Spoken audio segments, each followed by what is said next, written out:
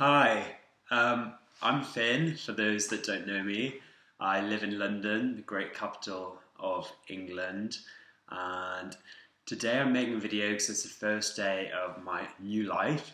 So, like week before last, I quit my job at a big corporate. I won't say which big corporate that was, but it was a big internet company. And when I got the job there, everyone was saying, "Well done, Finn, that's amazing. It's going to look so good on your CV, da da da da da." But truth be told, for me, it was just another job in a roundabout of jobs where you're always working towards making someone wealthier, to boosting revenue, heightening profitability, doing what you can to make sure that the commercial goals are all met. And you know what?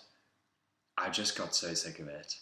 So last weekend I had like an existential breakdown in this very room. Like I was running around the room, like going like that, saying, "I won't do it anymore, I won't do it, I won't do it." And like in that moment I was just like, I'm actually not doing it. So I sat down at this table with this laptop and I penned an email to my boss saying, "Hey, I resign." I've only been there a month, but I was like, I'm not doing it. I want to go and do something for me. I want to go and do something non-commercial.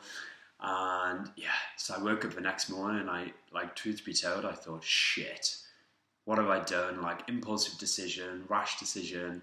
But actually it was the first day in like positive change for me, because it was the first time I thought, fuck salary, fuck like getting up for work every morning and being stood on a train like some sort of stupid smelly sardine in the sea. Like I just wasn't going to be doing that anymore, and I'm not doing it anymore. And if it means that I don't make as much money or don't live such an opulent life, then so be it, because life is about being happy for those 5 out of 7 days you work or choose to work, or if it's 1 day or 2 day or 3 day or however you choose to plan your life. But for most people it's 5, and for me I was just like, I'm not living that way anymore.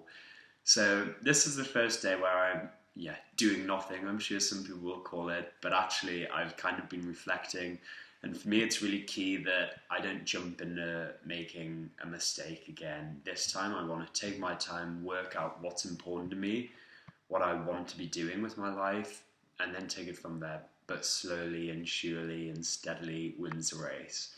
So today I've been creating something. I will show you my piece of art. This is my board of haphazard ideas and thoughts about, what I want to do with my life, essentially. So the dark green here is things I would love to do that I definitely would like to do. The lime green is things that I think I would like to do. The red, things that I definitely don't want to do anymore. So looking at it, I definitely want no more to do with the rat race, systems, acronyms, commercial KPIs, and I don't want to be a tiny cog in a huge machine.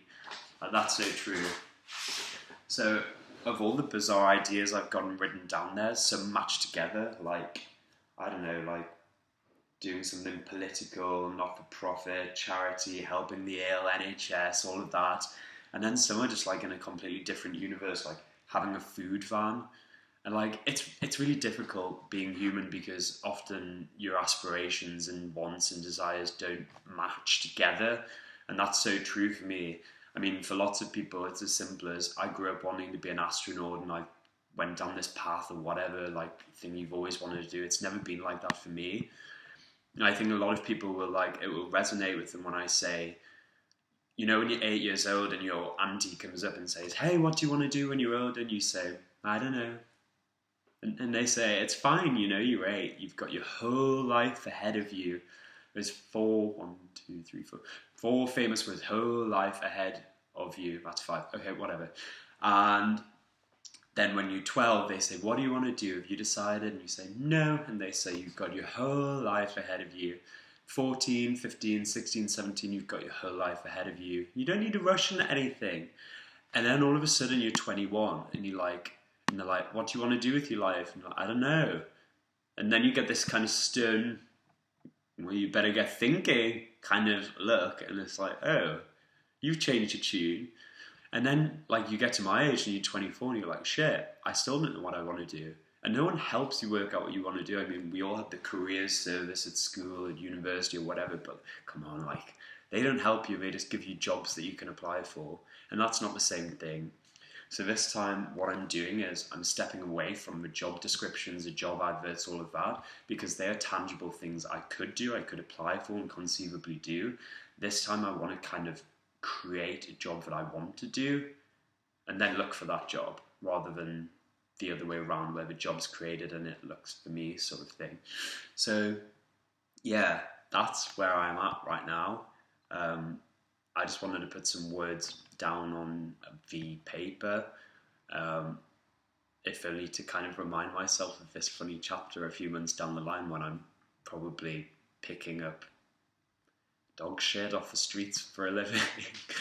But for now, it feels really good. I feel very spiritually awoken.